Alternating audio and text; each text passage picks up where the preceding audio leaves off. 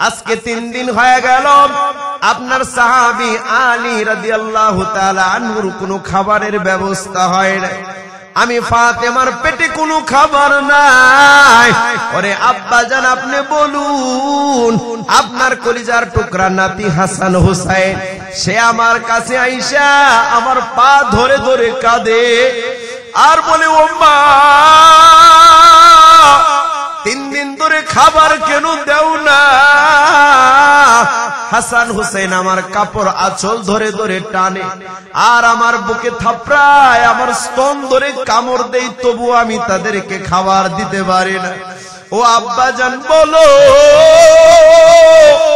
মা হইয়া সন্তানের এই ধরনের কান্না আমি কেমনে সহ্য করতে পারি? আল্লাহু আকবার। সন্তানের কষ্ট মা সহ্য করতে পারে? দেখবেন, সন্তান যদি অসুস্থ হয়ে যায়, মায়ের ঘুম হারাম হয়ে যায়। সন্তান অসুস্থ হয়ে গেলে মা খাবার খায় না, মায়ের খাবার বন্ধ হয়ে যায়। কথা বলেন ঠিক কিনা? সন্তানের প্রতি মায়ের দরদ আছে না নাই? কথা বলেন, আছে না নাই? মায়ের প্রসব বেদনা, 10 মাস 10 দিন গর্ভে ধারণ করে যেই সন্তানকে লালন পালন করেছেন, ওই সন্তান যখন মায়ের কাছে অঝরে কাঁদে, তখন মায়ের কতটুকুন কষ্ট হয়।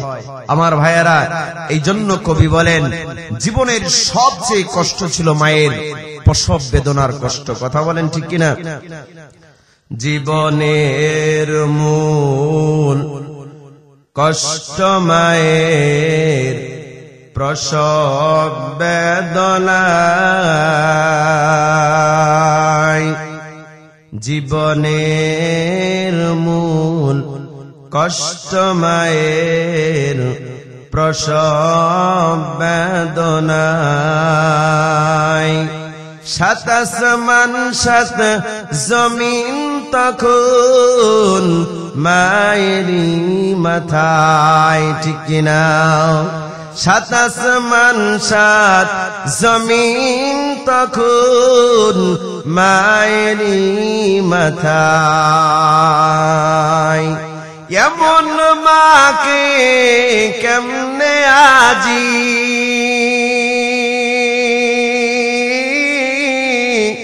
এমন মাকে কেমনে আজি যাব আমি ভুলিয়া।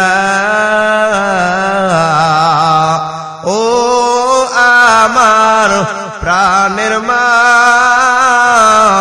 মাগো মা, কোথায় গেলে মোরে ছানিয়া? জনম দুঃখী এতিম আমি, চাই না কেহ ফিরিয়া। ও আমার প্রাণের মা, মাগো মা, কোথায় গেলে মোরে ছানিয়া? জনম দুঃখী এতিম আমি, চাই না কেহ ফিরিয়া। আমি যখন ছিলাম আমার মায়েরই উদরে, আমি যখন ছিলাম আমার মায়েরই উদরে, চলাফেরা করতেন মায়ে, চলাফেরা করতেন মায়ে, কত কষ্ট করে। আমার সুন্দর মুখ দেখিয়া, আমার সুন্দর মুখ দেখিয়া ব্যথা যাইতেন ভুলিয়া। ও আমার প্রাণের মা, মাগো মা,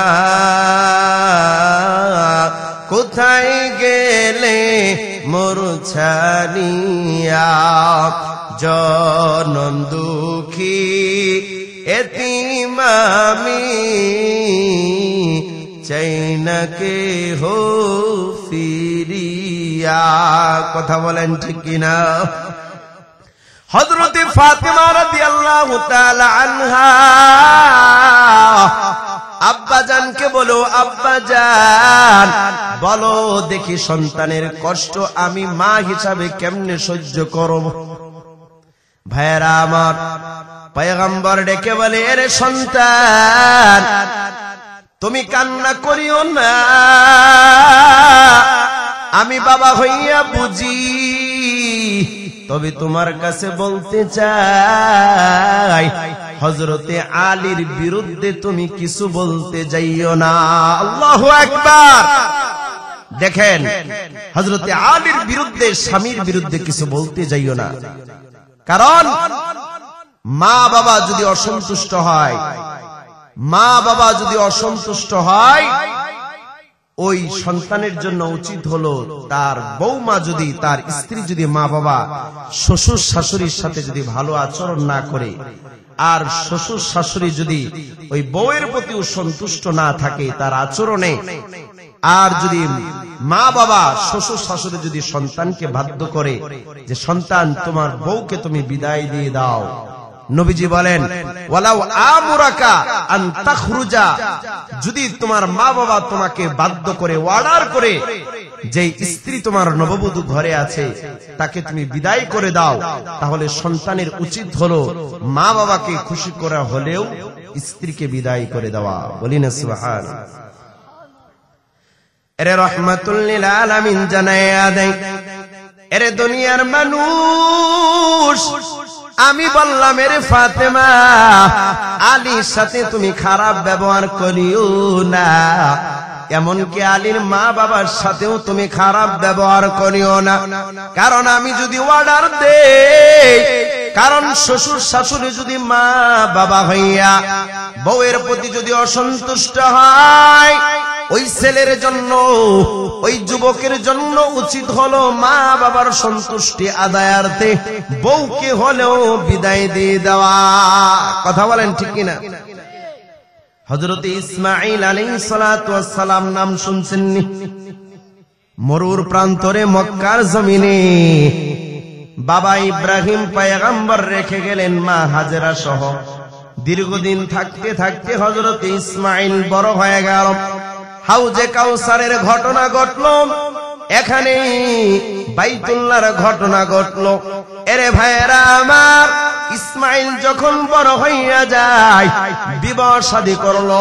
এবার হযরতে ইসমাঈল বাবার কাছে চিঠি লিখছে, রে বাবা যান, আপনি তো ইরাকে ফিলিস্তিনের জমিনে আছেন, আপনি আসেন, নতুন বিবাহ করলাম, মক্কার জমিনে আপনার নববধূকে, আপনার বৌমাকে দেখে যান। পয়গম্বর ইব্রাহিম নবী সন্তান ইসমাঈলের চিঠি পাইয়া দীর্ঘ সফর রওনা দিছে, নতুন বৌমাকে দেখবে, সন্তান বিবাহ করেছে। পয়গম্বর ইব্রাহিম আলাইহিস সালাতু ওয়াস সালাম উঠনিয়া রওয়ানা।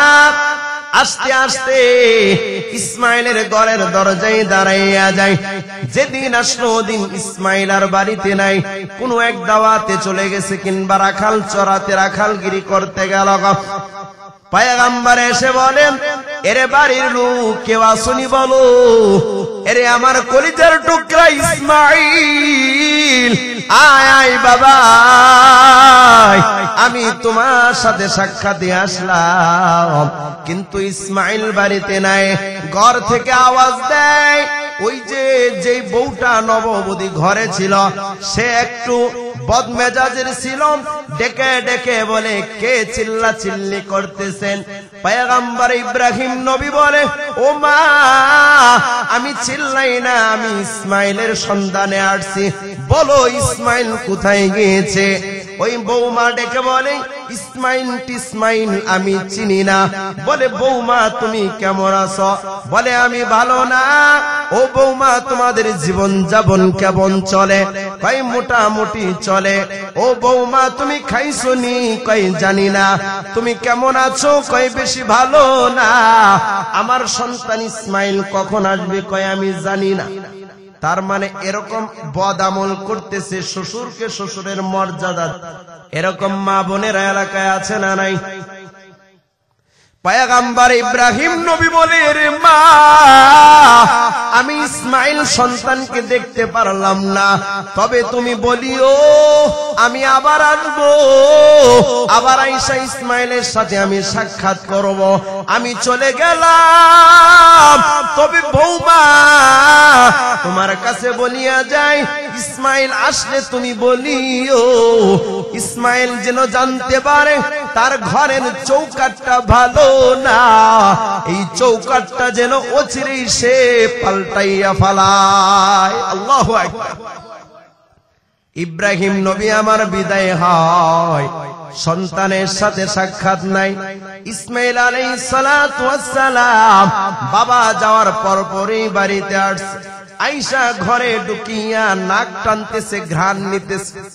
বিবি বলে, রে ইসমাইল, ও স্বামী আমার নাক কেন টানো?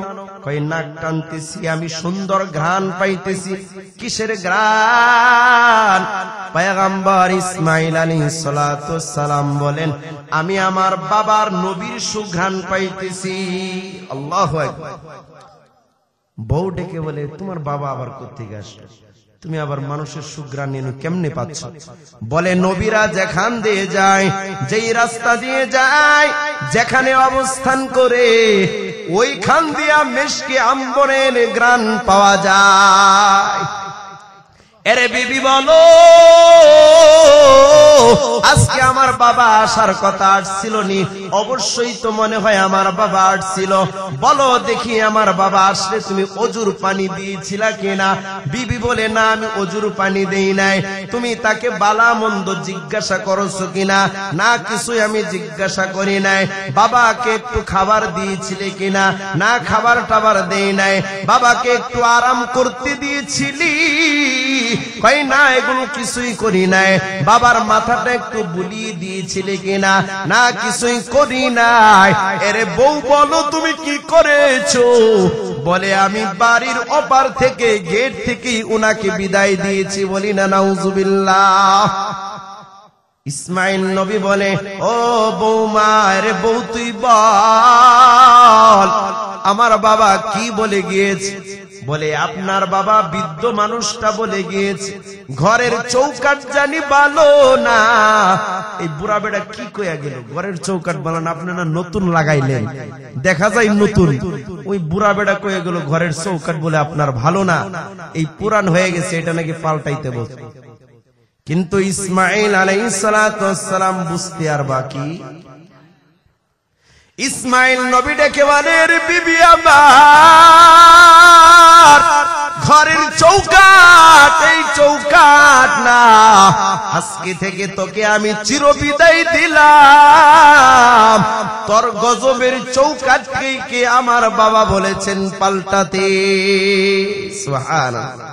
বাবার সন্তুষ্টির জন্য ইসমাইল বিবিকে ছেড়ে দিলেন। কিছুদিন পরে আবার নতুন একটা ভালো পরিবার দিকে বিবাহ করলেন।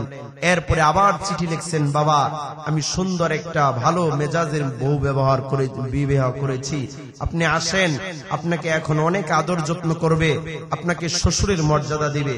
বাবা পয়গম্বর ইব্রাহিম আলাইহিস সালাতু ওয়াস সালাম চিঠি পাওয়ার পর আবার আসলেন। আয়েশা সালাম দিলেন। সালাম দিতে দেরি, দ্বিতীয় বউ দরজা গেট খুলতে দেরি করে নাই। আব্বা আব্বা বলে অজুর পানি দেয়, গোসলের পানি দেয়, নাস্তা দেয়, খাবারের ব্যবস্থা করে, আরাম করে দেয়, চুল আশ্রিয়ে দেয়, হাতে মুখে পায়ে তেল মালিশ করে দেয়। বলি না সুবহানাল্লাহ। এবারও ইসমাইল বাড়িতে নাই। পয়গম্বর ইব্রাহিম নবী বলেন, মা আমি চলে যাচ্ছি, তোমার ব্যবহারে আমি অনেক সন্তুষ্ট। বাবা আসলে বলিও এবারের চৌকাটটা আমার ইসমাইল এত সুন্দর করে লাগিয়েছে, সে যেন বাকি জীবনে তার এই চৌকাটটাকে পরিবর্তন আর না করে। বলি না সুবহানাল্লাহ। এই জন্য শ্বশুর শাশুড়ি যদি অসন্তুষ্ট হয়, এরে পর্দার অন্তরালের মা গো, এখনো সময় আছে, ভালো হয়ে যাও, এখনো সময় আছে। নিজের বাবার মতো শ্বশুরটাকে দেখো, নিজের কলিজার টুকরা মার মতো শাশুড়িটাকে দেখো। এরে দুনিয়ার মানুষ, মায়েদের সম্মান এত আল্লাহ দিয়েছে, তুমি যেই মায়ের দুধ খেয়েছো, যেই মায়ের স্তনের এক ফোঁটা দুধ খেয়েছ, মায়ার নবী বলেন, এরে সন্তান, ওই এক ফোঁটা দুধের মূল্য সারা জীবন মাকে খাওয়াইলেও পরিশোধ করতে পারবা না। সুবহানাল্লাহ। মায়ের বুকের এক ফোঁটা দুধ ঋণ আপনার আমার দ্বারা পরিশোধ করা সম্ভব না। মক্কার জমিনে আব্দুল্লাহ ইবনে মুবারক বলেন, আমি হজ করতেছি, বাইতুল্লাহ তওয়াফ করতেছি, এক যুবক দেখে ভিড়ের মধ্যে মাথায় একটা খাঁচা নিয়া সে তওয়াফ করতেছে। আমি আব্দুল্লাহ ইবনে মুবারক আমি একটু চিন্তিত হয়ে গেলাম, আহারে খানে কাবায় এত ভিড়, মানুষ হাঁটতে পারতেছে না, এরপরে এই যুবকটা লড়তে পারে না, আবার মাথায় কি জানি বোঝা নিয়ে হাঁটতেছে। এই যুবকটা পারলে তো এই জিনিসগুলো খানায় কাবার এক সাইডে রেখেও তো সে তওয়াফ করতে পারত। সে কি স্বর্ণ মুদ্রা কিছু রেখে দিল নাকি? এগুলো তো কেউ নেওয়ার নাই, সে তো এক পাশে রেখে দিয়েই তো তওয়াফ করতে পারে। আব্দুল্লাহ ইবনে মুবারক বলেন, আমিও তওয়াফ করি, ওই যুবকটাও খানায় কাবার চত্বরে তওয়াফ করে। তওয়াফ শেষ করিয়া সেও নামাজ পড়ে, আমিও নামাজ পড়লাম। নামাজ শেষে বললাম, এর যুবক বল, এত মানুষ ভিড়ের মধ্যে চলতে পারে না, তুই কেন মাথায় বোঝা নিয়ে হাঁটলি? এই খাঁচার মধ্যে কি বলো, এই খাঁচার মধ্যে কি স্বর্ণ মুদ্রা কিছু আসেনি, এত দামি জিনিস যে তোমার সাথেই রাখলা? যুবক ডেকে বলেন, ও আল্লাহর ওলি, আপনার নাম কি বলেন? বলে, আমার নাম আব্দুল্লাহ ইবনে মুবারক। আপনার বাড়ি কোথায় একটু বলতে পারেননি? আমার বাড়ি ইরাকের জমিনে। যুবক বলে, আমার বাড়িও তো ইরাক। ও আল্লাহর ওলি, ইরাকের জমিন থেকে যখন আমি নিয়ত করলাম খানায় কাবায় হজ করব, যখন আমি নিয়ত করলাম, মায়ের কাছে শেষ বিদায়ের কাছে গেলাম, মা তুমি বিদায় দাও, হজ করতে যাব। মা ডেকে ডেকে বলে, রে সন্তান, তুমি এবার যাইও না, আমার শোন বেশি একটা ভালো না, তুমি যদি হজের সফরে চলে যাও আর এদিক দিয়ে যদি আমার মরণ হয়ে যায়, আমাকে কে শুয়াইবে কবরে? কে আমাকে মৃত্যুর সময়ে মুখে পানি ঢেলে দিবে? কে আমার নামাজের জানাজা পড়াইবে? ও বাবা, তুমি যাইও না।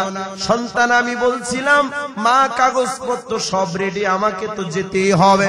মা ডেকে বলে, আরে সন্তান, তোমার যদি হজ করতেই হয়, আমি মাকে নিয়ে তুমি যাও। সুবহানাল্লাহ। আল্লাহর ওলি, আমি তখন বলেছিলাম, মা আপনাকে কিভাবে নিব? মা বলছিলেন, বেতের একটা খাঁচার মধ্যে আমাকে ভরে উপরে দিয়ে কাপড় দিয়ে পর্দা করে আমাকে নিয়ে যাও। আমি আব্দুল্লাহ ইবনে মুবারক, ও আল্লাহর ওলি, আমি বলছিলাম, মা এত দূর পথ আমি কিভাবে যাব? সেই 1500 কিলোমিটার রাস্তা আমি কিভাবে যাব? মা বলছিলেন, যখন তোমার হাঁটতে হাঁটতে ক্লান্ত হয়ে যাবে, তখন আমি হাত তুলে দোয়া করব, তুমি 1000 মাইল সেকেন্ডের মধ্যে পাড়ি দিয়ে দিবে। বলি না সুবহানাল্লাহ। মায়ের দোয়া দরকার আছে না নাই? মায়ের দোয়া লও হে মুমিন, মায়ের দোয়া লও, মায়ের দোয়া লও হে মুমিন, মায়ের দোয়া লও, বিপদে পড়বে না তুমি যখন যেথায় যাও। ঠিক কিনা?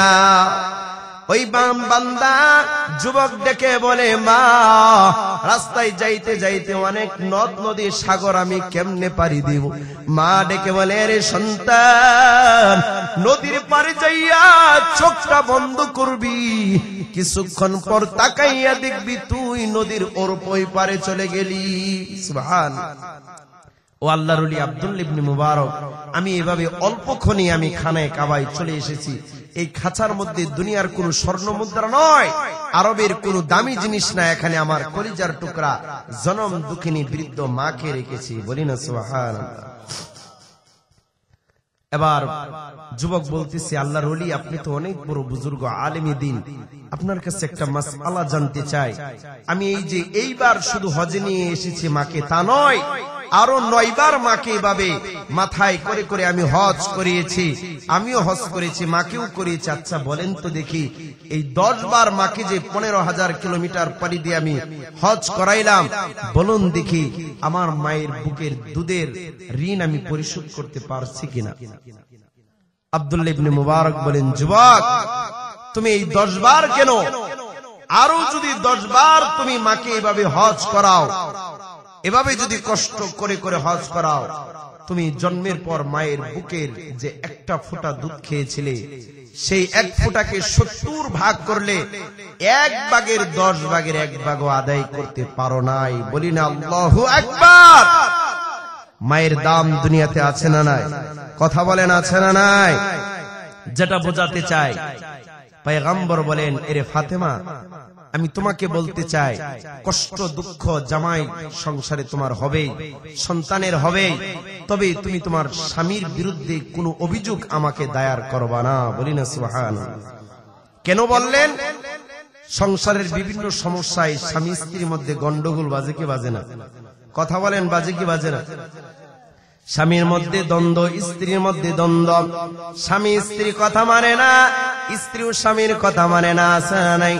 দৌড়াইয়া যায়, ইমাম সাহেব স্বামী বলে তেল পরা দেন, স্ত্রী তো আমার কথাই মানে না। বিবি আসরের পরে আইসা বলে, হুজুর তাবিজ পরা দেন, স্বামী তো আমার কন্ট্রোলের বাইরে, চলে দেখি কন্ট্রোলে আনা যায় কিনা।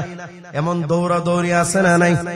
আমার ভাইয়েরা, দুনিয়ার কোন আলেম কিন্তু ওলি আল্লাহ গাউস কুতুব আপনার স্বামী স্ত্রীর মধ্যে সম্পর্ক, দাম্পত্য জীবন, সুখের ঘর জোড়া লাগাতে পারবে না। আপনাকে মনে রাখতে হবে, ইটে ইটে যদি 2টা ইটকে একসাথে অ্যাডজাস্ট করতে যান, তার কাটা দিয়ে করতে গেলে ভেঙে যাবে। করতে হবে সিমেন্ট দিয়ে। কথা বলেন ঠিক কিনা? সুতা সুতা জোড়া লাগাইতে গাইলে, কাপড়ে কাপড়ে জোড়া লাগাইতে হলে সুতা লাগবে। কথা বলেন ঠিক কিনা? সেখানে কি ইট দিয়ে হবে?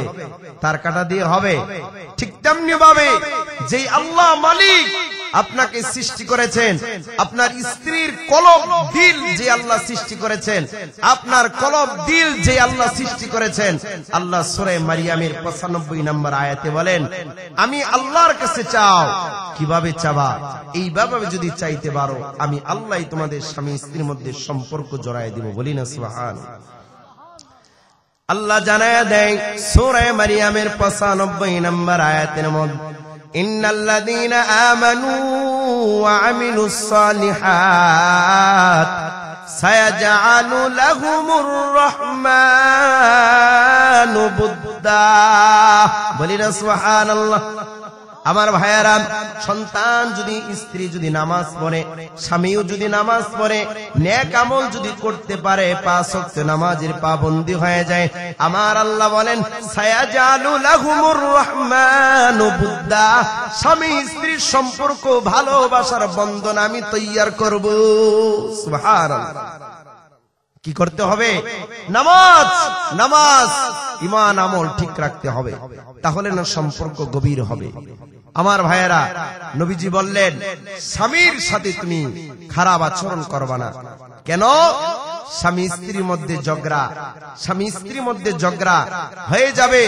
এই ঝগড়ার কারণে যদি স্ত্রীর প্রতি যদি স্বামী অসন্তুষ্ট থাকে, কিংবা স্বামীর প্রতি যদি স্ত্রী সন্তুষ্ট থাকে, কোন স্ত্রীর প্রতি যদি স্বামী অসন্তুষ্ট থাকে, নবীজি বলেন, ইবনে মাজাহ শরীফের 1995 নম্বর হাদিস, ইবনে মাজাহ শরীফে আসছে, নবীজি বলেন, হযরত উম্মে সালামা রাদিয়াল্লাহু তাআলা আনহা থেকে riwayat, তিনি বলেন, সামিতু রাসূলুল্লাহ তাকুল, ইয়াকুলু, নবীজি বললেন, আইয়ুমা ইমরাতিন মাতাত ওয়া যাওজুহা আনহা রাদিন দাখালাতিল জান্নাহ।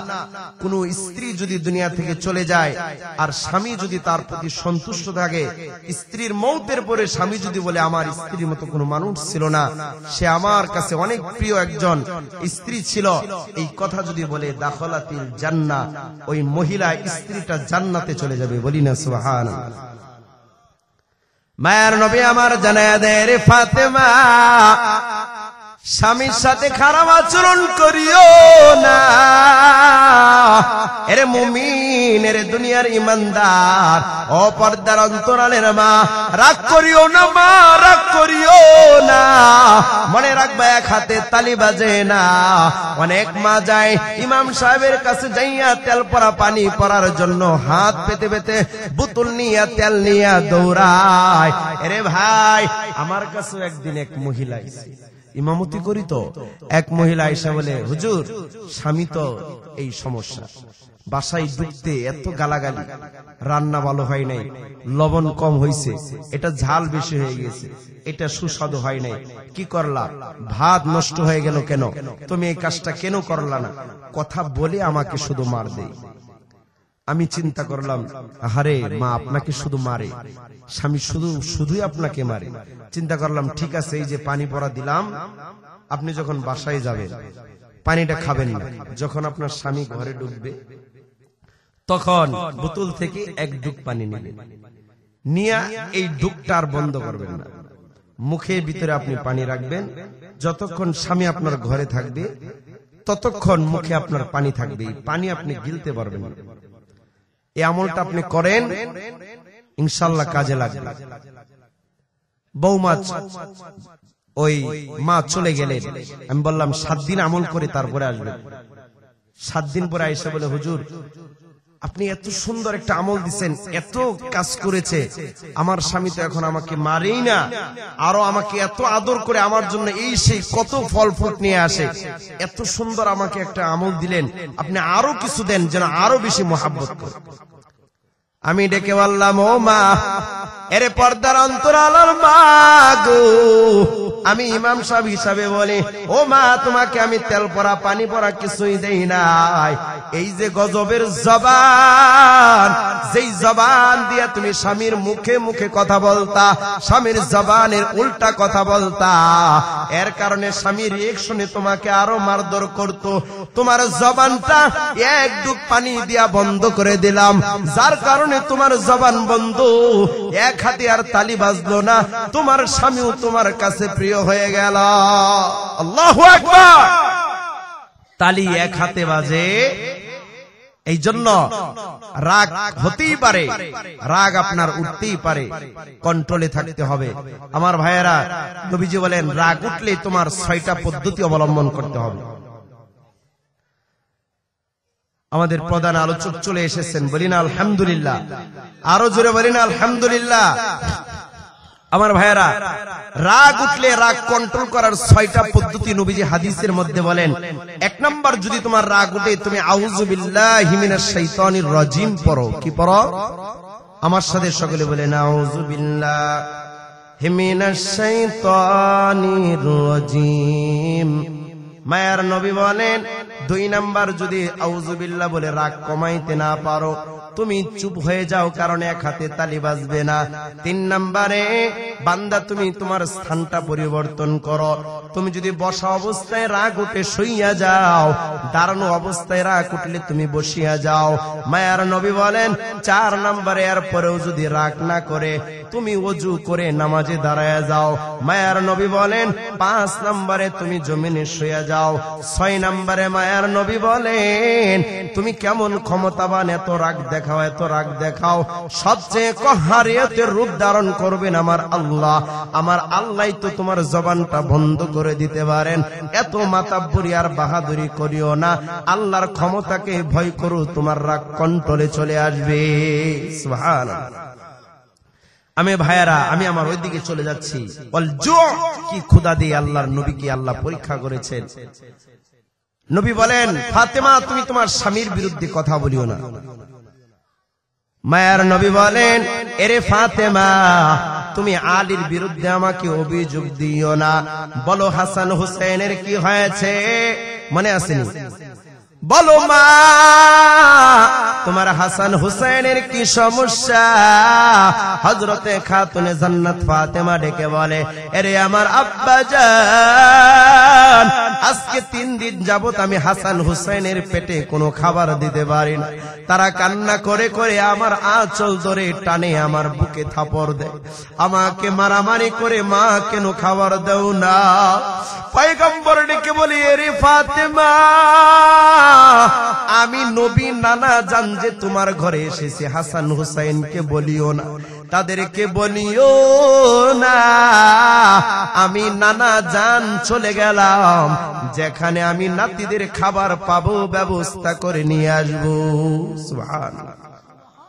হযরতে আনাস ইবনে মালিক বলেন, মায়ার নবী আমার, আমি আনাসকে নিয়া ওই উহুদ পাহাড়ের পারে চলে গেলেন, মদিনা থেকে 5 মাইল দূরে চলে গেলেন। উহুদ পাহাড়ের পারে যাইয়া মায়ার নবী তাকাইয়া দেখেন এক ইহুদি নিজের বাগানে নিজের হাতে পানি ঢালতেছে। মায়ার নবী ডেকে বলে, এরে ইহুদি ভাই, তুমি কেন পানি দাও? তুমি মালিক হইয়া কেন নিজের কাছে পানি দাও? তোমার কি কোনো কাজের লোক নাই? ইহুদি ডেকে বলে, না না না, আমার কোনো কাজের লোক না। মায়ার নবী ডেকে বলে, আরে ইহুদি বলো, আমি তোমার এই বাগানের কর্মচারী, কাজ করতে চাই, আমাকে তুমি নিবানি? আল্লাহু আকবার। ইহুদি ডেকে বলে, রে বাবা, আপনি বৃদ্ধ মানুষ, আপনি কেমনে কাজ করবেন? কই না, আমি ইনশাআল্লাহ পারবো, তুমি আমাকে নিবানি। ইহুদি ডেকে বলে, রে বৃদ্ধ বাবা, আপনার নামটা কি একটু জানতে পারিনি? আপনার নাম কি? আপনার পরিচয়টা কি? মায়ার নবী বলেন, না না না, আমার পরিচয় তোমাকে দেওয়া যাবে না, আমার নামও তোমার কাছে বলা যাবে না। বলি না সুবহানাল্লাহ। অথচ বান্দা উম্মতি মুহাম্মাদি হইলা, আজকে তোমাকে জিজ্ঞাসা করলে, দূর অঞ্চলে কোথাও গেলে, অপরিচিত জায়গায় যাইয়া নিজেকে এমন বাহাদুরি করে, কয় আমি প্রাইম মিনিস্টারের খালাতো ভাইয়ের, মামাতো ভাইয়ের, ফুফাতো ভাই, আমাকে চিনোনি? আমার নাম অমুক, আমার ভাই, আমার বাবা রাজা ছিল, আমার বাবা চেয়ারম্যান ছিল, মেম্বার ছিল, অমুক দানপতি ছিল, অমুক ব্যবসায়ী ছিল, তুমি আমাকে চিনোনি? অহংকার করে কি করে না? এরে আমার যুবক, এরে বৃদ্ধ বাবা, এমন অহংকারী আছে, যত অহংকারের গজব সব 4 হোটেলে চলে।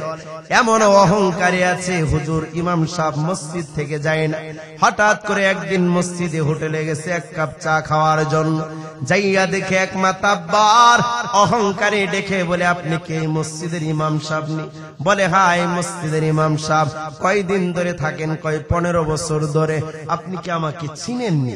আমি এলাকার মাতাব্বর, কোথাও গেলে নালিশ হলে আমার কথায় মানুষ উঠে আর বসে, অথচ পুলিশের গাড়ির আওয়াজ শুনলে পায়খানা বের হয়ে যায়। আছে না নাই?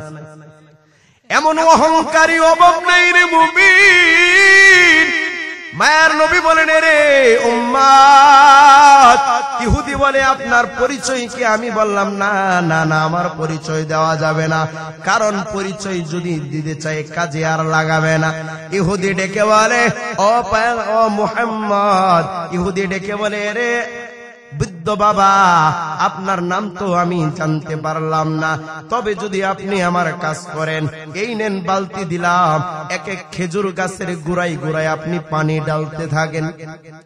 সাহাবী আনাস বলেন, মায়ার নবী আমার ইহুদি থেকে বালতি নিয়া এক বালতি উঠায় এক গাছের গোড়ায় ডালে, দ্বিতীয় বালতি উঠাইয়া দ্বিতীয় গাছের গোড়ায় ডালে, তৃতীয় বালতি তৃতীয় খেজুর গাছের গোড়ায় ঢালেন, চতুর্থ বালতি চতুর্থ খেজুর গাছের গোড়ায় ঢালেন। পঞ্চম বালতি যখন উঠাইতে যায়, মায়ার নবী ক্লান্ত হইয়া জমিনের মধ্যে বসিয়া যায়। ইহুদি দৌড়াইয়া আসে, ও বৃদ্ধ বাবা, আপনি কেন বসে গেলেন? আপনি কি ক্লান্ত হয়ে গেলেন নাকি? আপনার পেটে ক্ষুধা নাকি? বলো। মায়ার নবী বলে, রে ইহুদি, তুমি তো জানো না আমি কেন ক্লান্ত হইলাম।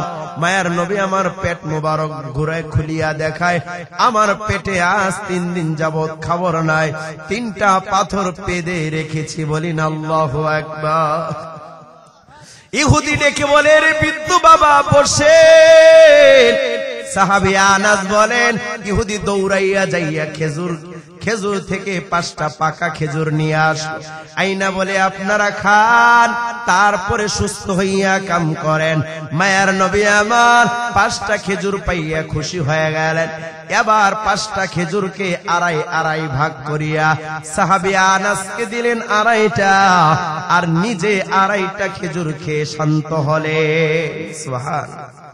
সাহাবী আনাস বলেন, আমি 11 বছরের বালক, ছোট্ট একটা বালক, আর বৃদ্ধ বাবা বয়সী দাদা বয়সী আমার নবী, তিনি আমাকে নিজেও 2.5টা খাইলেন, আমি ছোট্ট বালককেও 2.5টা দিলেন। বলি না সুবহানাল্লাহ। নবীজি কেমন ইনসাফ করলেন, কেমন ইনসাফগার ছিলেন। আমার ভাইয়েরা, ইনসাফ এক জিনিস, ইহসান আর এক জিনিস। ইনসাফ কেমন জিনিস? এরে ভাই, চার দোকানে তোমাকে ডাইকে একজনে 5 টাকার চা খাওয়াইলো, তুমিও আরেকদিন তাকে 5 টাকার চা খাওয়াইয়া দাও। বাগের বাজার থেকে নল জানি আসতে 20 টাকা ভাড়া একদিন একজনে দিয়া দিল, ওই বন্ধুকে তুমিও আরেকদিন দিয়া দাও। এক প্লেটে খাবার খাইতে বসলা, একটা গোস্তের টুকরা তুমি খাইলা, পাশের জনকে খাওয়াইলা, এর নাম হইল ইনসাফ, ঠিক কিনা? আর ইহসান, ইহসান হলো যেটা করলে এর প্রতিদান পাওয়ার আশা থাকে না। মানে তুমি দিলা পাওয়ার কোনো আশা নাই, বান্দা নিজে না খাইয়া হলেও অপরকে খাওয়াও, এর নাম হলো ইহসান।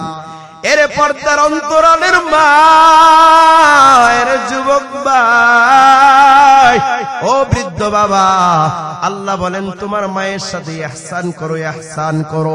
মা গরুর গোশত খাইতে চায়, তোমার কাছে টাকা নাই, অন্যের কাছে ধার করে করে হলেও মায়ের মুখে গোশত দাও। মা গরুর গোশত খাইতে চায়, মাকে ধার করে হলেও গোশত খাওয়াও। মা ফল ফ্রুট খেতে চায়, টাকা নাই, আরেকজনের কাছে ধার করে হলেও মাকে ফল খাওয়াও, এর নাম হইল ইহসান। কথা বলেন ঠিক কিনা? মায়ার নবী আমার 2.5টা খেজুর খাওয়ার পর এবার স্বাভাবিক হইয়া 6 নাম্বার বালতির পানি উঠায়, 6 নাম্বার খেজুর গাছের গোড়ায় দেয়, 7 নাম্বার বালতি উঠাইলেন, 8 নাম্বার উঠাইলেন, 9 নাম্বার বালতিও তিনি উঠাইলেন।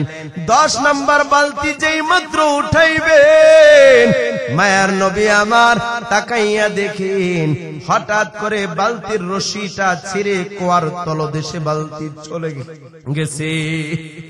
মায়ার নবী বিপদে পড়িয়া সাথে সাথে বলেন, ইন্না লিল্লাহি ওয়া ইন্না ইলাইহি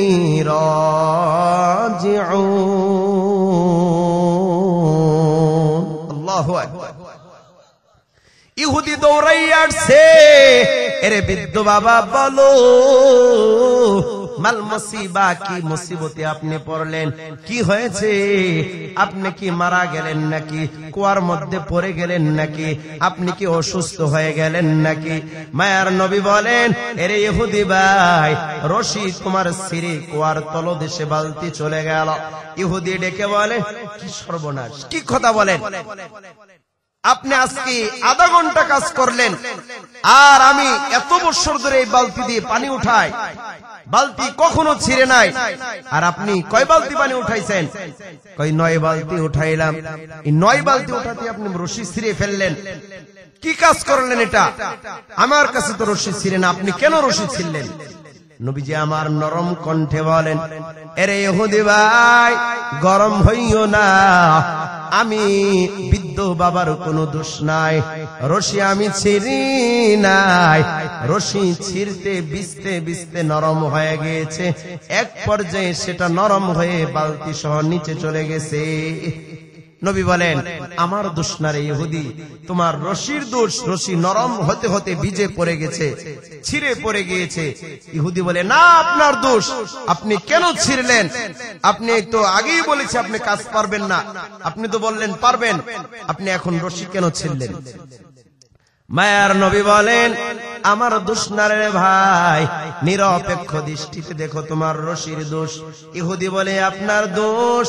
এক কথা দুই কথা বলতে বলতে ওই কুখ্যাত কপাল পরা ইহুদি এক পর্যায়ে মায়ার নবীর গায়ে আঘাত করে নবীজির গায়ে হাত তুলে দিয়েছে। আমার ভাইয়েরা, এই ধরনের ইহুদি যারা নবীর গায়ে হাত তুলেছে, এরকম ইহুদির চেলা ফেলা চামুন্ডা আজও পৃথিবীতে আছে না নাই? আজও পৃথিবীতে আছে না নাই? নবীর গায়ে যারা হাত তুলতে দ্বিধা করে না, মনে রাখবেন ইহুদির চেলা ফেলা আজও বাংলার জমিনে পৃথিবীতে আছে। নবী তো আজকে নাই, কিন্তু নবীর ওয়ারিস উলামায়ে কেরাম আছে না নাই? আজকে যারা নির্দোষ উলামায়ে কেরামকে এত নিচু মানের হয়ে গিয়েছে, মিথ্যা সাক্ষ্য দিয়ে দিয়ে জেলের কুঠুরিতে ভরে রেখেছে। মনে রাখতে হবে, যারা ইহুদিদের পাঁচটা গোলাম, নবীজি বলেন যারা আমার ওয়ারিসদের সাথে খারাপ আচরণ করবে, তারা জানি কেমন আমি নবীর সাথেই করে। বলি না নাউযুবিল্লাহ। আল্লাহ বলেন উতুল্লিম বাদা যালিকা জানিম। যারা নবীর সাথে নবীর ওয়ারিস উলামায়ে কেরামকে গালমন্দ করবে, তাদের সাথে খারাপ আচরণ করবে, মনে রাখতে হবে এদের জন্মের সমস্যা আছে। কি আছে কথা বলেন? কোরআনের কথা, আমার কথা নয়। উতুল্লিম বাদা যালিকা জানিম। যারা উলামায়ে কেরামের সাথে বেয়াদবি করে, এদের জন্মের কোনো ঠিক নাই। কথা বলেন ঠিক কিনা? আমার ভাইয়েরা, কি বলবো, দুনিয়াটা একদম অধঃপতনে চলে গেছে। কিয়ামত অতি সন্নিকটে। যত ফিতনা দুনিয়াতে ছড়াবে, এই তো কিছুদিন পরেই এক গজব চলে আসবে। 14ই ফেব্রুয়ারি ভ্যালেন্টাইন ডে, বিশ্ব ভালোবাসা দিবস। বলি না নাউযুবিল্লাহ। ভ্যালেন্টাইন ডে এর অর্থ হইল এক জাতীয়, আর ভালোবাসা দিবস এর অর্থ হইল আরেকটা। ভালোবাসা ইংরেজি জানি কি? লাভ। কি? আর দিন ডে, তাহলে ভালোবাসার দিন ইংরেজি কি হবে? লাভ ডে। কথা বলেন কি হবে? লাভ ডে। কিন্তু ভ্যালেন্টাইন ডে এটা আবার কোন জগতের ইংরেজি? মনে রাখতে হবে, ভ্যালেন্টাইন ডে এটার অর্থ ভালোবাসা দিবস নয়। এটা একটা ব্যক্তিকে, একটা কুখ্যাত বেঈমানকে কেন্দ্র করে এই দিবসটা পালিত হচ্ছে।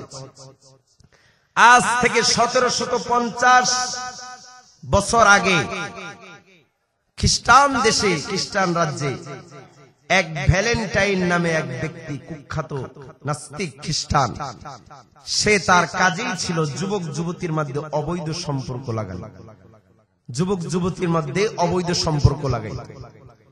তো এই খ্রিস্ট রাজ্যের সম্রাট ক্লাউডিয়াস তিনি খবর পেলেন এই কুখ্যাত শুধু বিখ্যাত কাজ করে। তো ভ্যালেন্টাইন রাজা মহারাজ ভ্যালেন্টাইনকে, এই ব্যক্তি ভ্যালেন্টাইন নামক ব্যক্তিটাকে বন্দী করলেন। সবকিছু তালাশ করে দেখেন সেই কুকর্মে জড়িত। পুরুষ নারী, নারী পুরুষে সেই কুকর্ম জড়ায়, ভালোবাসা লাগায় দেয়, অবৈধ সম্পর্ক জড়ায়। তখন সম্রাট ক্লাউডিয়াস তিনি সিদ্ধান্ত নিলেন একে শিরুচ্ছেদ করা হবে। সেই কেন সে অবৈধ কাজ করবে?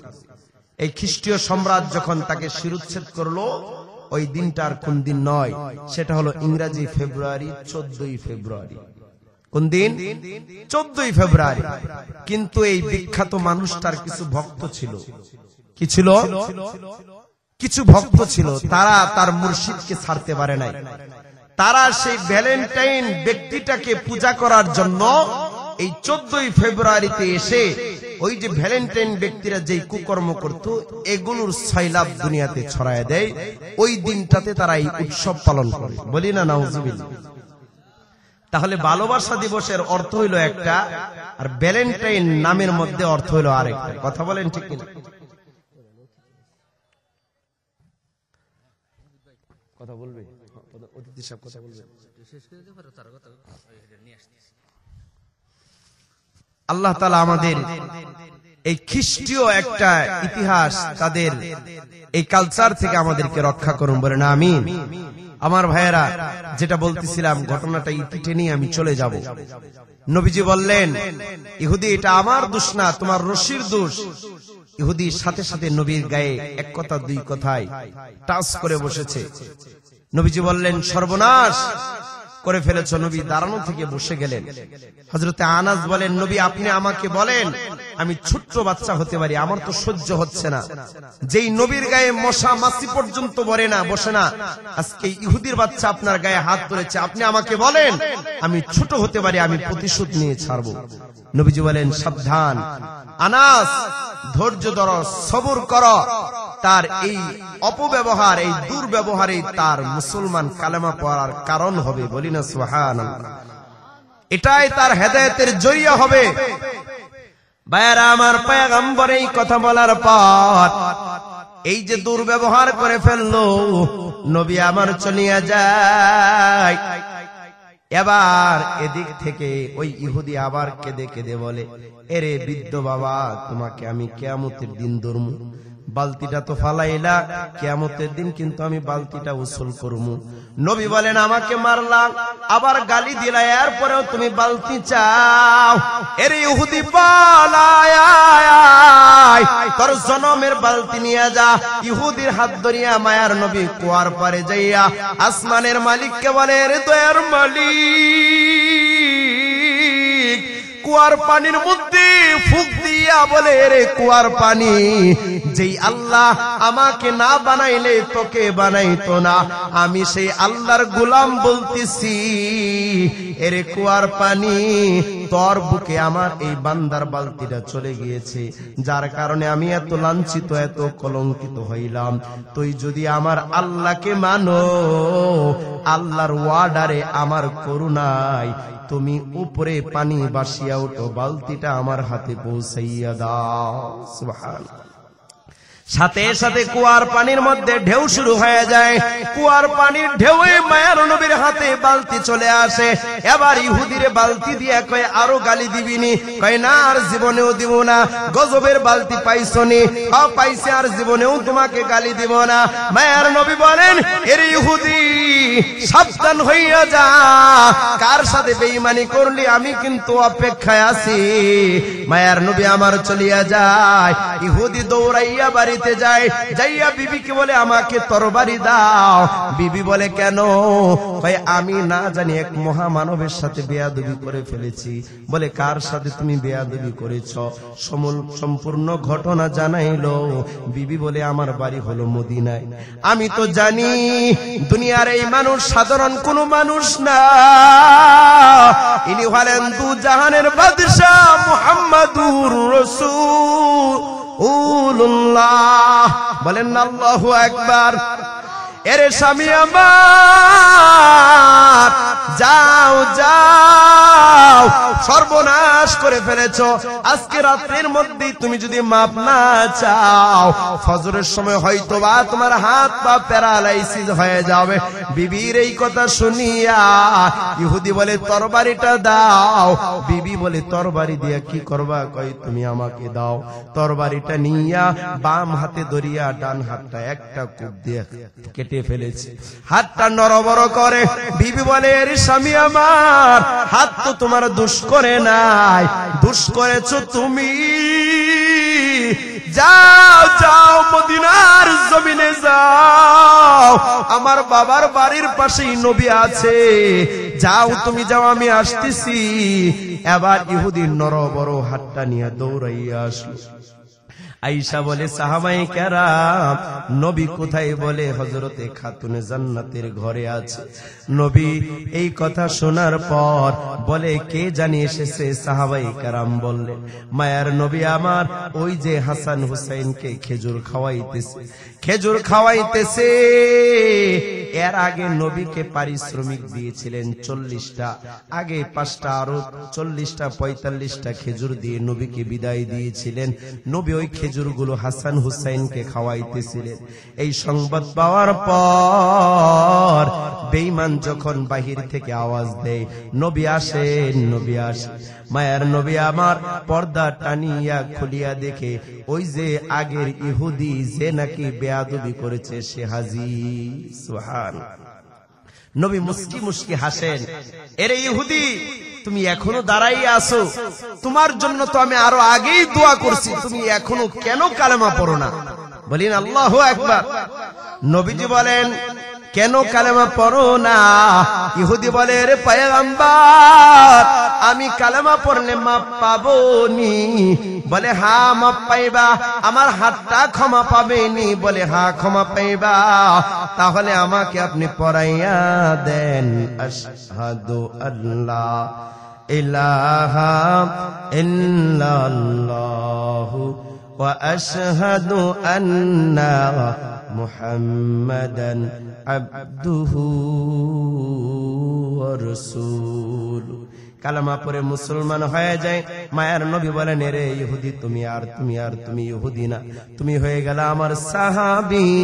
আল ইসলামু ইয়ানহাদিমু মা কানা ক্বাবলা, ইতিপূর্বে যত ভুল ত্রুটি তোমার ছিল, ইসলামের বদৌলতে আল্লাহ তোমাকে মাফ করে দিয়েছে। ইহুদি বলে, আমার হাতটা কি মাপ পাইছে? হ্যাঁ, হাতও মাপ পাইছে। তাইলে আপনার আমার হাতটা জোড়া লাগাই দেন। তুমি হাত কাটতে গেছো কেন? আমি তো মনে করছি আমার হাত দোষ করেছে, আপনি আমার হাতটা জোড়া লাগাই দেন। নবী বলে, আমি পারবো না। কে পারবে? আল্লাহ পারবে। তাহলে ইহুদি বলে, আচ্ছা ঠিক আছে নবী, আপনি আল্লাহর কাছে একটু বলে দেন, আল্লাহ যেন আমার হাতটা জোড়া লাগাই দেয়। বলি না সুবহানাল্লাহ। নবীজি বলেন, রে ইহুদি, তোমার মতো চালাক মানুষ আর দেখি নাই। ঠিক আছে, হাতটা জাগা মতো ধরো। মায়ার নবী আমার মুখের থুতু নিয়ে ডেকে বলে, ও দয়ার মালিক, যেই থুতু দিয়া, যেই মেডিসিন দিয়া আমি আবু বকরের পায়ের ব্যথা জোড়াই আমি নিরাময় করেছিলাম, আবু বকরের সাপের বীর যেই থুতু দিয়া নামাইলা, ওই বরকতি থুতু আমি আর হাতে লাগাইয়া দিলাম। থুতু লাগাইতে দেরি হবে, হাতটা জোড়া লাগাইতে তুমি দেরি করিও না। আল্লাহু আকবার।